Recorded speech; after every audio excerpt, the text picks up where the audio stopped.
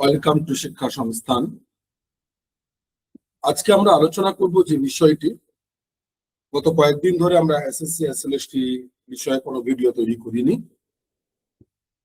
তার কারণ সেভাবে কোনো অথেন্টিক তথ্য আমরা পাচ্ছিলাম না। তো গত দুদিন ধরে দেখলাম বিভিন্ন ধরনের ডেটা আসছে। যেমন মাননীয় শিক্ষামন্ত্রী শ্রী দীপক বর্মন মহাশয় খুব তাৎপর্যপূর্ণ মন্তব্য করেছেন গত কয়েকদিন আগে, যে 9-10 এবং 11-12 যে যাবতীয় 2025 সালের স্কুল সার্ভিস কমিশনের রিক্রুটমেন্ট প্রসেস আবার শুরু হবে এবং সুপ্রিম কোর্টের ডেডলাইন আগস্ট হয়তো হবে না, সুপ্রিম কোর্টের আরো কাছে কিছুদিন সময় হচ্ছে, হয়তো এটাকে আর 4-5 মাস এরা করবে। তার মানে যা বোঝা যাচ্ছে যে ডিসেম্বরের মধ্যে রিক্রুটমেন্ট কমপ্লিট হবে। এবারে বিষয় 11-12 এর প্রথম, কিন্তু এই 11-12 এর যে কাউন্সেলিং, যে স্কুল সিলেকশন এটসেট্রা প্রসেস রয়েছে তা কিন্তু সর্বপ্রথম শুরু হবে এবং তারপরেই কিন্তু 9-10 এর যে সাবজেক্টগুলো বাকি রয়েছে তার ডকুমেন্টস ভেরিফিকেশন এবং তারপরে ইন্টারভিউ। তবে এই ইন্টারভিউ কিন্তু দ্রুত শুরু হওয়ার কথা বললেন শিক্ষামন্ত্রী, যে যত তাড়াতাড়ি আমরা চেষ্টা করব দ্রুত। কিন্তু দ্রুত বললেও মনে হয় না জুন মাসে হবে কোনোভাবে, কারণ যদি জুন মাসের শেষে ইন্টারভিউ 11-12 এর ডকুমেন্টস কাউন্সেলিং এটসেট্রা শুরু হয়, তাহলে 9-10 এর কিন্তু শুরু হতে হতে দেরি হবে। অর্থাৎ আমাদের বিশ্লেষণ, আমাদের বিচার এটাই বলবো যে 9 এবং 10 এর ইন্টারভিউ প্রসেস শুরু হতে হতে জুলাই শেষ কিংবা আগস্ট।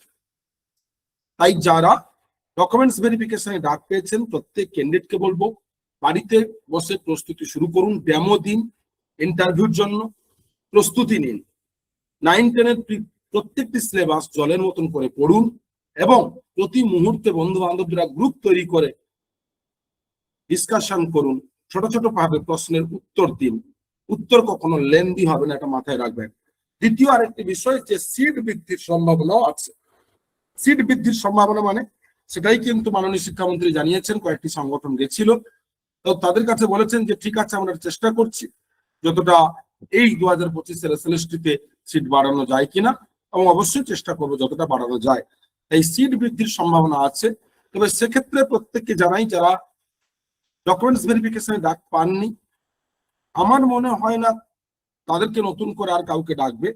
যদিও সিট বাড়ে, এই ওয়েটিং থেকেই কিন্তু প্রত্যেককে নেবে এবং এই প্রসেসটাও কিন্তু এর সাথেই ইনক্লুড হবে। আরেকটি তাৎপর্যপূর্ণ কথা, যে শিক্ষা দপ্তরের ঘুম ধরে গেছে, অর্থাৎ এর খলনলচে পুরোটাই পরিবর্তন করতে হবে। তো এই পরিবর্তন হতে গিয়ে সময় লাগবে।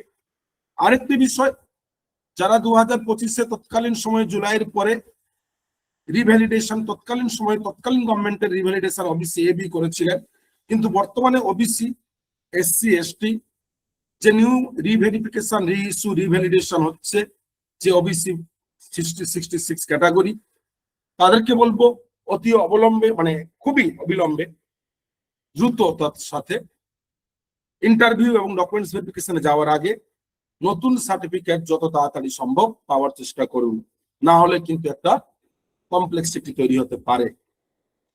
তাই এইরকম প্রতি মুহূর্তে নিত্য নতুন তথ্য পাওয়ার জন্য যারা এখনো পর্যন্ত আমাদের চ্যানেল ফলো করেননি, দ্রুত ফলো করুন, ফেসবুক ফলো করুন, যাতে প্রতি মুহূর্তে নিত্য নতুন তথ্য আপনাদের সামনে আমরা পৌঁছাতে পারি। ধন্যবাদ।